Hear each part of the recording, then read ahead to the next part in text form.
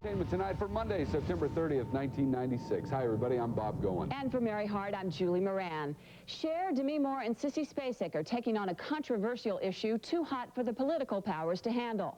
Both President Clinton and Bob Dole are mostly steering clear of the abortion debate on the campaign trail. But in their new movie, If These Walls Could Talk, Cher, Demi, and Sissy have no fear. Their powerful statement on the subject is Monday's Entertainment Tonight cover story. I can't have this baby. I just can't do it. I'm gonna have to have an abortion. Demi Moore plays a widowed nurse in the 1950s who seeks an illegal abortion after an affair. Sissy Spacek is a mother of 4 during the 70s who considers terminating her pregnancy so that she can return to college. I don't want to wait, John. And in 1996, Cher is a doctor in an abortion clinic faced with keeping her practice open amidst violent protests. I've known about abortion my entire life, and I didn't realize how little I knew until I started in this project. Becky, please don't. If my mother ever finds out about this, it'll kill her. As an executive producer, it took Demi 4 years to get If These Walls Could Talk off the ground. Cher was so moved by the story, she chose one of the segments as her directing debut. Scheduled to air on HBO just 3 weeks before the election, the film tackles both sides of the abortion debate, something the candidates have been shying away from. But Cher and Demi say the film depicts abortion as a personal rather than political issue. We want to take it out of the political arena. We want to remind people that that it's not an outside issue that people can discuss and really come up with an answer to. My personal feeling is that it's so individual. How could you possibly legislate it? I know there are things that I could take. I'm just afraid I don't know the dosages. I can't prescribe anything for you. It's illegal to terminate a pregnancy. Demi says she personally chose to act in the scene set in the 50s when abortion was illegal. She was particularly moved by the suffering faced by women seeking the procedure in those times. The list was so long of the women who had lost their lives. Why, for me, that information in particular was so important is because that's what they're asking us to potentially go back to. I think I made a mistake. It's not the house. The movie was turned down by Hollywood studios as a feature film, but Demi says she now feels that the subject is best viewed in the privacy of people's homes on television. As filmmakers, the stars seek to educate and enlighten and believe it ultimately allows the audience to make up their own minds. It's still painful, it's still difficult, and just because someone says they're pro-choice doesn't mean they just immediately say, you know, of course, that's what I'm going to do. It takes a lot of courage to have to make either decision, and that's what we're trying to communicate. There's a gala premiere for If These Walls Could Talk tonight in New York City, and we'll be there to bring you the excitement on tomorrow's ET. The film debuts on October 13th on HBO. Miles away from Tom's party, Cher, Demi Moore, and Sissy Spacek attracted lots of star power to the premiere of their HBO movie. Celebrities came out in force in New York last night to see If These Walls Could Talk. She's sort of a revolutionary kind of chick. I think you have to push the limit. Keep pushing the limit. Mix 3 superstars with a supercharged subject, and you get super turnout for the premiere of the controversial film If These Walls Could Talk. I can't have this baby. Spanning from the 50s to the 90s, the film is an intimate portrait of how 3 women deal with unexpected pregnancies. Demi, who also served as an executive producer, says the subject is close to her heart. I'm the mother of 3 daughters, and as individuals, I didn't want their rights to be threatened. There are no easy answers here. Sissy hopes that the trilogy serves as an important reminder that abortion has not always been a legal right. There's a whole generation of young women who don't remember what it was like in the 50s. Cher, who arrived with ex-beau Rob Camilletti, not only acts in one part of the trilogy, she was thrilled to make her directing debut. It was unbelievable. It was like the first time I ever went on stage. It was just great. And Demi gives her director 2 thumbs up. She had an amazing insight and on top of it all, great humor as she dealt with a very painful and delicate subject matter. And here's why they called it If These Walls Could Talk. The three women at the center of the story, Demi Moore, Sissy Spacek, and Anne Heche, live in the same house in 3 different decades. If These Walls Could Talk debuts October 13th on HBO. May not be thinking about marriage, but she did arrive last night at the premiere of her new movie with a surprise date on her arm. For the second day in a row, Cher was all smiles and holding hands with her date, Rob Camilletti. They were attending the LA premiere of her movie, If These Walls Could Talk. The day before, Cher was with Rob at the New York premiere of the movie. 8 years ago, Cher and the handsome aspiring actor were Hollywood's hottest item. Although he was 18 years her junior, Cher described their 3-year liaison as the best relationship she ever had. She cast him in her music videos and told E.T. at the time doing those steamy scenes with her boyfriend made it easier. It's very difficult to do love scenes with people, and it's very difficult to get that thing, that chemistry, and because we already have it already, it seems silly to, work too hard. The couple was constantly pursued by the tabloids, and she called a press conference in 1988 so he could defend himself against accusations that he tried to run down a paparazzi. Brian had dropped his camera. I picked it up and threw it. I also ripped out the film. The relationship ended in 1990, but Cher directed him as a protester in If These Walls Could Talk. And talk from Cher's camp says they're just good friends, but talk at the premiere was that these two good friends looked very happy together. The word is that If These Walls Could Talk is a very graphic and compelling film. As a matter of fact, 5 people in the audience at the New York premiere reportedly fainted while they were watching the movie. Well, and a visual challenge as well, which is what I wanted as a first-time director. And if you think the current cash crop of actors turned directors is just a guy thing, think again. Cher is joining that exclusive club with her upcoming HBO movie, If These Walls Could Talk. Maybe you'll be good at it, and maybe maybe you'll suck. Who knows? It's like everything else you try. You're either going to be good or you're going to be a miserable failure at it. And you just try it and see what happens. But in Los Angeles, I'm Linda Grasso for E! News. But there are still some actors. The nominees for Best Performance by an Actor in a Supporting Role, Series, Miniseries, Motion Picture, Made for Television are Christine Baranski, Sybil.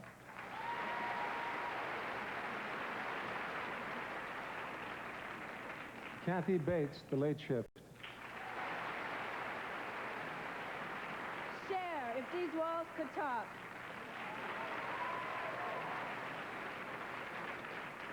Kristen Johnston, Third Rock from the Sun. Greta Scacchi, Rasputin.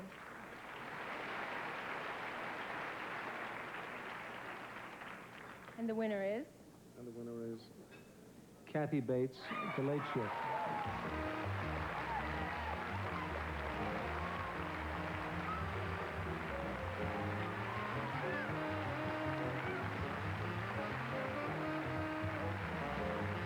Designers have draped the stars in glamour and style. Yeah, and our own Lisa Canning is striking a pose of her own on Hollywood's red carpet runway. Fabulous frocks, dazzling diamonds. This is the ultimate fashion runway. But all heads turn to see what Madonna is wearing. I'm very sexy. Thank you, Dolce & Gabbana. Sharon Stone loaned it to me. I'm not kidding, it's a Valentino. And I loaned her my guitar as a trade, and we're gonna trade back on Tuesday. Valentino Couture. When I saw this dress, it was like, it had Fran Drescher written all over it. It was exactly what I wanted. Ralph Lauren designed it, and my husband bought it for me. I chose it. Versace. Well, was this a tough choice? No, I took one look, he took one look, we said, all right, let's go. You still getting dressed? I'm still getting, I was running a little late. Well, I think you did just fine. I like this keyhole right there. This is the key to my heart, and you know who has it. I see you strutting. This is a strut dress. Why put it on if you're not going to strut? Come on. You don't put it on and then say, well, don't look at me. Did you have any say in Mary's choice tonight? I dressed Mary completely, from head to toe. This is a John Tyler dress that I picked out, or Richard Tyler. Richard Tyler designed it for me, and Oh, wait, let me fix that for you. There you go. Did you have approval on this dress tonight? No, I was just stunned by it, that's all. I was just stunned. This is 100% hemp tux. I think the first hemp tux ever made, probably, and Armani made it, so it's exciting. Calvin Klein tux. You guys are solo. No dates tonight? That's right. No, not tonight. Not tonight. Did you try? I tried my damnedest, but it just didn't pan out for me, so then I called Dave. Oh, this is the fashion camera. Yeah! Well, I'm wearing Valentino. We've got the velvet on the sleeves. Look at that. Not bad. We got, what's happening in here? Velvet in there, you know, a little vest, a little shirt, some underwear, and I'm good to go. It's a Anasui dress and a normal Kamali jacket. Now, who are you here with tonight? I'm actually here with my manager and my friend Robert Camilletti. Hi, Rob. We've seen you guys together at a few different events. Are you a couple again, kind of? No. We're just friends. We're just friends. Simplicity is always the best. So you have a little tail back there, cut on the bias. I like when they're cut on the bias. When they cut them on the bias. The stars all know the beautiful fashions they wore tonight will look that much better, accented with a Golden Globe. Back to you guys in the studio.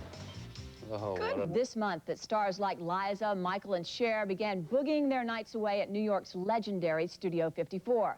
It was the place to be and be seen when disco was king and the fun was chemically enhanced. And we're taking you behind the velvet ropes for this E.T. flashback. Not only is it fun to dance, it's fun to look at, you know, other people. This is rather amazing. I haven't seen anything quite like it before. In the late 70s and early 80s, disco ruled, and the mecca for the beautiful people and Hollywood's hottest to dance the night away was New York's Studio 54. A new book by Anthony Hayden Guest, The Last Party, reflects on the bad, good old days. That was the last time that people like that could go out in public and not be hassled. And it was as much them going out and looking at ordinary people as it was about us going to look at them. Studio was where Cher kicked up her heels and where Elizabeth Taylor partied before entering the Betty Ford Center, where nothing came between Brooke and her Calvins, and Liza Minnelli and Bianca Jagger were die-hard regulars. The mix of Hollywood stars and regular people was orchestrated by the club's co-owner Steve Rubell. Thousands of people lined up behind the velvet rope to get in, although most of them never did. Once you couldn't get in, it made Studio a star. Here we are at Studio 54 with the one, the only Steve Rubell. Nikki Haskell's celebrity-filled talk show often was taped at Studio 54. She says the wild scene and open sexual displays were just part of a distant era. It was a very sexually promiscuous period of time. I mean, it was before AIDS. It was just at the beginning of AIDS, but the 70s and 80s. And it was definitely there. I mean, there was the essence of sex all over Studio. Open drug use was another hallmark of Studio 54. Every night at midnight, the giant man in the moon with a cocaine spoon would descend from the ceiling, and the party heat would turn up even higher. We believed that cocaine was pretty good for you. We thought it was non-addictive. We thought it was certainly better for you than alcohol. In the early 80s, Studio 54 was surrounded by a tax evasion scandal, and the stars no longer came. But in its heyday, there was no other place that personified the ultimate scene. It's like a show. It's where you come when you want to escape. It's really escapism.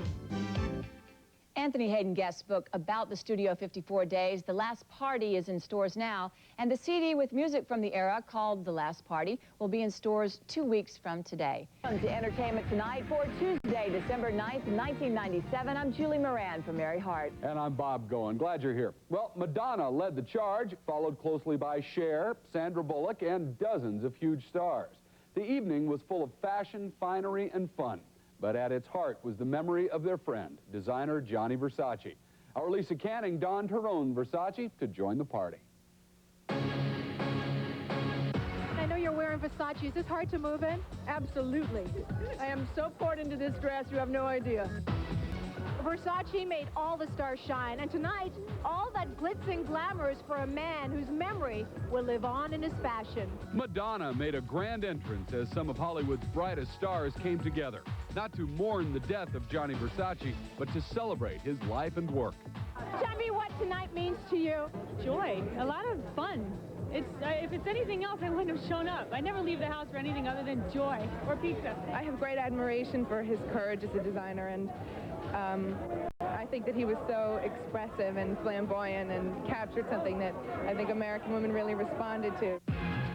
Versace's close friend Elton John joined the designer's sister Donatella to serve as honorary chairs of the gala benefit, which marked the grand opening of an exhibition of Versace's designs at New York's Metropolitan Museum of Art.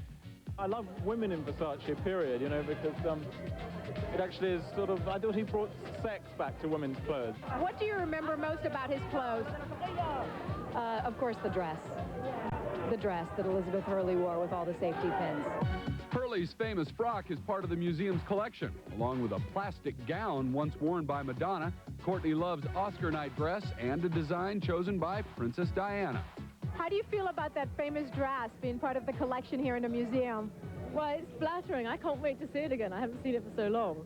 And although his life was cut short by tragedy, Versace's genius and generosity will live on. It's just a very exciting event to honor someone so magnificent. What do you think he would say about all of this in his name tonight? I think he would be incredibly, incredibly proud. Thanks a lot, Lisa. That Versace exhibition will be on display for the public beginning Thursday and continuing through March at the Metropolitan Museum's Costume Institute in New York. Her daughter Chastity are in Palm Springs with Sonny Bono's family as those whose lives he touched prepare to say goodbye. ET's Mark Steinis reports Sonny's friends are trying to smile through their grief. I'm standing outside the gate of Sonny Bono's Palm Springs home. Inside, his ex-wife Cher, daughter Chastity, and the rest of his family are consoling one another as they prepare for Friday's funeral. Today, a Bono family spokesperson addressed the media. How's Cher and Chastity doing? They're well. They're in good spirits this morning, but certainly sad. The mayor's office. A former mayor of Palm Springs and U.S. congressman, Bono was loved in this community and is being remembered fondly. He was just a regular guy. He was just a down-to-earth person that you could talk to. He had no arrogance about him. Friday's service here at St. Teresa's Church will include mourners from Hollywood, as well as a congressional delegation. It's pretty much a normal funeral mass, like it would be for any Catholic, any Christian burial, for any husband and dad. Did you think Mr. Cool here would be nervous coming out on our show? You have a strong brow. During the years of the Sonny and Cher Comedy Hour, the pair were America's favorite married couple. Photographer Harry Langdon took many photos of them and remembers their special connection. Cher would always be very droll and always, you know, want to be her mysterious self. And Sonny would always be poking fun at her. People magazine has rushed to print a cover with Sonny Bono, scheduled to hit newsstands Friday. Suzanne Summers remembers him as a hero. He once battled a fire at her desert home, saving it from ruin. I told him, I said, you are my hero. Those are the kind of things that heroes do. Tony Orlando had his own show on Sonny and Cher's network and credits Sonny for taking him under his wing. I was like, well, there's Sonny Bono, and he looked at me and he said, well, welcome to the family. He was a very sympathetic guy who cared about people, and he was a giver. Sonny's whole motivation was that he was a giver. Sonny and Chastity shared a sometimes stormy relationship. She'll tell us what divided them and what brought them together a little bit later on ET. Oprah measure of the bond that Sonny and Cher had is their daughter Chastity. She grew up in front of our eyes each week on her parents' TV show. But as a young woman, she was often at odds with her famous father's political views. Though their relationship may have sometimes been stormy, her love for him never wavered. He's always been really supportive of me, and, you know, from the time that I first came out to him. Chastity Bono's relationship with her father was put to the test. She is an outspoken gay and lesbian activist who, through the years, clashed with Sonny over his conservative politics. I had interviewed him in The Advocate last year, and he had discussed that he would be pro-same-sex marriage and has since co-signed or co-sponsored the Defense of Marriage Act. And so I have, you know, talked about that to the press. But this was the public debate. Privately, Sonny was loyal and loving, particularly when it came time for Chastity to reveal she is gay. It took me a really long time to tell my dad, and he actually finally confronted me after I had asked him, you know, questions like, is there anything I could tell you that would make you stop loving me, or, you know, things like that. So he kind of finally pushed the subject with me. Chastity has always known the glare of the public spotlight. Oh, really a lucky break, you know that? As a child, she often appeared with Sonny and Cher at the end of their 70s variety show. As a young adult, she attempted to follow in her parents' footsteps, launching a career in music. I think that I sound like my mom. I think I probably got some of my songwriting ability from my father, you know. So, it's in the genes. Activism may have also been in the genes, and though their relationship was sometimes stormy, family ties prevailed. I think all gay people, all people, period, want your parents', you know, acceptance and love. For Friday's funeral, the church will be decorated in several varieties of white flowers. They are said to be Sonny's wife Mary's favorite. Entertainment Tonight, the most watched entertainment news program in the world.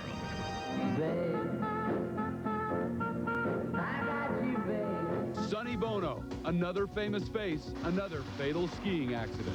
This is the very pine tree where Sonny Bono met his end. His ex-wife Cher rushes home from London as Sonny's famous friends in Hollywood and Washington share their grief. Sonny Bono was a very special guy. Now, the rare E.T. interview with Sonny and Cher, done 7 years after their breakup. You keep the house clean, you can sleep in the other bed. As we look back at the moments, the memories, the man. I can't believe that I'm a congressman. On the day the music stopped.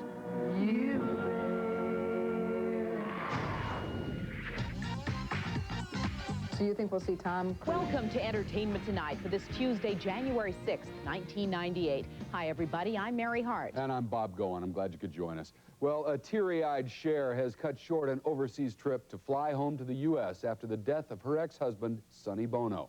He was killed late yesterday in a skiing accident at the age of 62. And for the second time in less than a week, Hollywood and Washington are in mourning. ET's Mark Steinis was the first reporter on the scene near Lake Tahoe. Between the hours of 6:30 and 7 o'clock, the body of a male skier was found. It was later identified as that of Congressman Bono. Just days after Michael Kennedy was killed when he hit a tree while skiing in Colorado, Sonny Bono has now met the same fate. When we get back together late this month, I think there'll be a very big gap left by Sonny's departure. Everyone from Congress to Hollywood was stunned by the news. Bono's ex-wife Cher, who rode the trail to Hollywood stardom with Sonny, canceled her business in London to come back to the States. Death was instant for Bono at 2 p.m. But it was near dark last night when Bono's wife Mary reported him missing. The weather had been near perfect. The accident happened right here. This is the very pine tree where Sonny Bono met his end. It is just off the main trail on the Nevada side of the mountain, and it is quite possible that skiers passed by him for several hours before rescuers discovered his body. We had teams of 2, about 15 patrollers that were zigzagging this area. He was found about 6:55 by one of those teams of patrollers. Word of Bono's death rang like a shot through Washington. President Clinton calling the two-term congressman witty and wise, saying, quote, "He made us laugh even as he brought his own astute perspective to the work of Congress." They will tolerate anything in Washington and Hollywood except failure. And Sonny succeeded at both. Bono's daughter, Chastity, an activist with GLAAD, issued a statement saying, quote, "I am deeply saddened by the loss of my father and hope the media will respect my family's privacy during this difficult time." Bono, his wife, and 2 children were staying here at this Sierra Nevada winter playground during their vacation. It's a resort Sonny's been coming to for the past 20 years. That's why the people were especially shocked by his death, because they say Sonny understood this skiing terrain. Is anybody that ever took something, took nothing and made something out of it? It was Sonny Bono. I mean, he just came from this regular little family and he just went with it. He said, "I think I could be in Congress." "Sonny, please, you're Sonny Bono." And he damn well did it. You know, it's funny, he was a street smart guy, and you knew whatever he was going to undertake, he'd succeed. He had a bulldog determination that lasted him all his life. Investigators say there was no immediate evidence of drugs or alcohol. Meanwhile, family and friends will now have to push through their grief to prepare for Sonny's funeral. Back to you in the studio. Thank you, Mark. Sonny Bono made his mark both in Hollywood with Cher and on Capitol Hill with his passion and wit.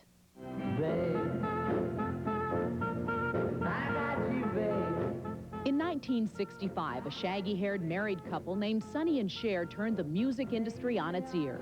I Got You, Babe, a testimony to the couple's love, made the pair famous overnight. The momentum of I Got You, Babe happened in a day. And from that day on, it was superstardom. Salvatore Bono was born in Detroit in 1935. He went on to become a successful songwriter and married Sherilyn Sarkeesian in 1964. The couple's charisma led them to hosting the Sonny and Cher Comedy Hour, where she showed off her glamorous outfits, and he allowed her comic talents to sparkle, often at his expense. I'm going to sing, Cher, and I'm going to sing like I've never sung before. On key? I always tried to focal point Cher in the Sonny and Cher production or whatever we did. When you read a script, writers go, where are my lines? All the good lines went to her, always. Chuck, can you say goodnight, America? Goodnight, America. Yeah, you said it. The couple's daughter, Chastity, was born in 1969, and they seemed the perfect family. But Sonny and Cher found themselves drifting apart and divorced in 1975, leaving their many fans stunned. We were the couple, you know, and for us to break up was just a shock to the country. In 1981, Sonny and Cher did their first interview with Entertainment Tonight, and although divorced, they showed they still had fondness for each other. I could cry all over. Sonny married Mary Whitaker in 1986, and the couple have 2 young children.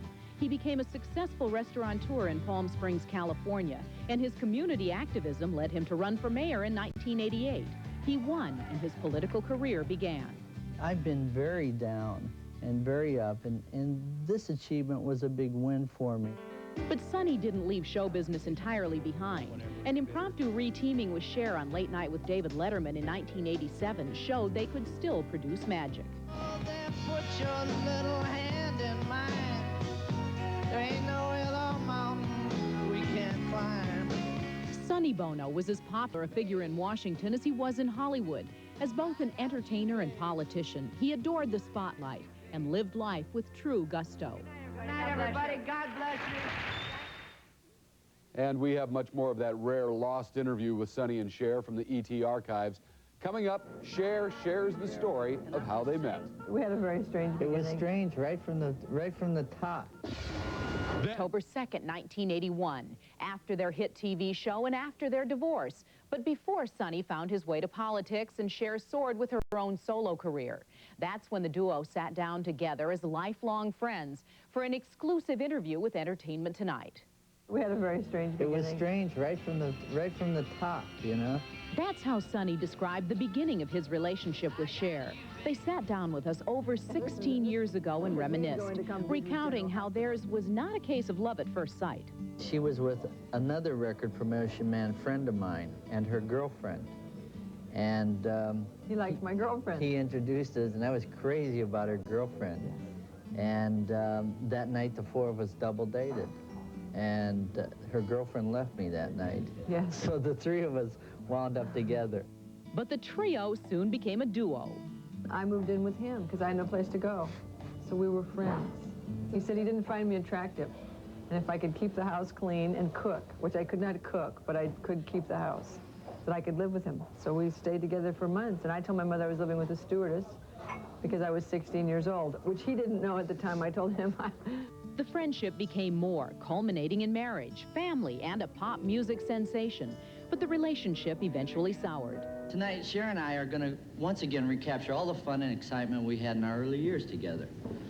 Well, that didn't take long. Now what do we talk about?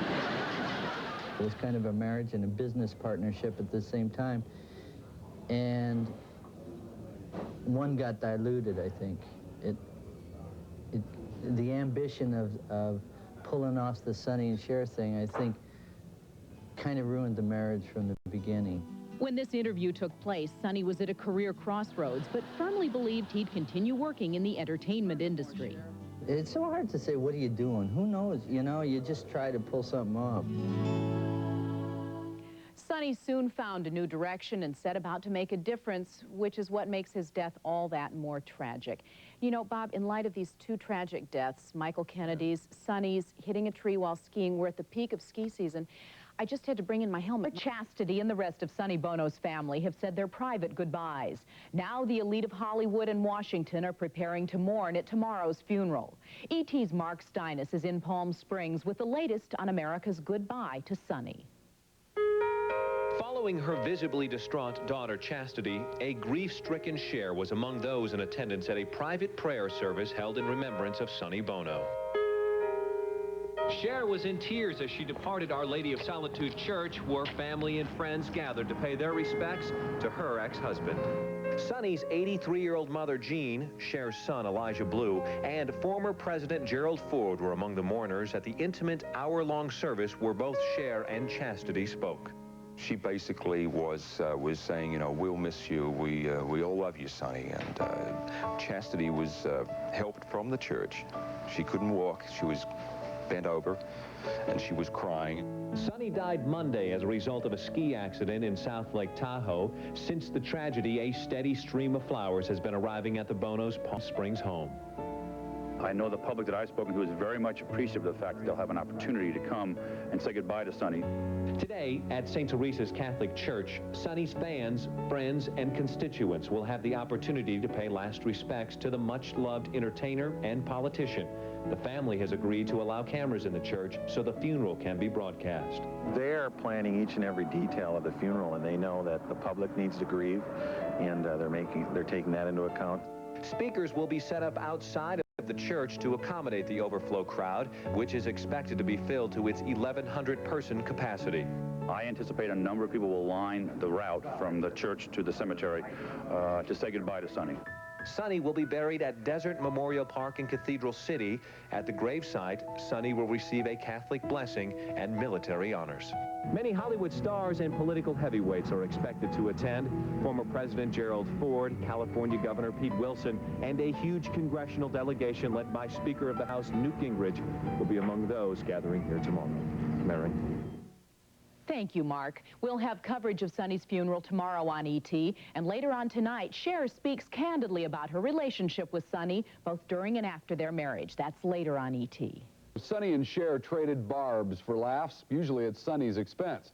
It was a reflection of the kind of relationship that they had in real life. It was built on love, but as Cher candidly acknowledged to ET, it did have its share of ups and downs. I don't care what he says about me. I don't care what I say about him. There's a bond that Sonny and I have that's like unbreakable. 20 months ago, a philosophical Cher talked openly about her unique relationship with ex-husband and partner, Sonny Bono. There's extemporaneous things around us that neither one of us likes, but there's some sort of a thing, you know? I mean, we're not going to get back together again, but there's some sort of something. I know how Sonny feels about me, you know? Even if he doesn't want to like me, he does. In the years since their divorce, Cher's feelings for Sonny have run hot and cold. Sonny lent his support to Cher at the 1987 premiere of Moonstruck. 4 years later, Sonny wrote a book that included details of their life together that Cher did not agree with.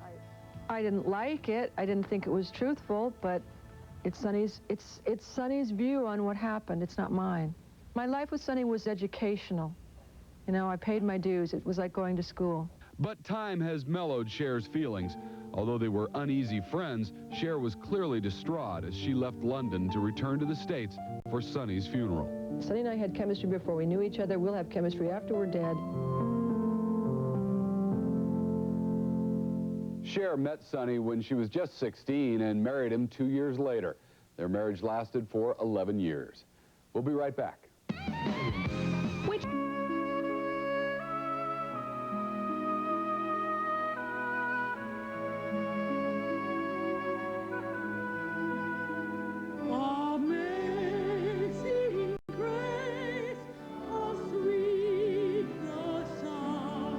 This is probably the most important thing I've ever done in my life.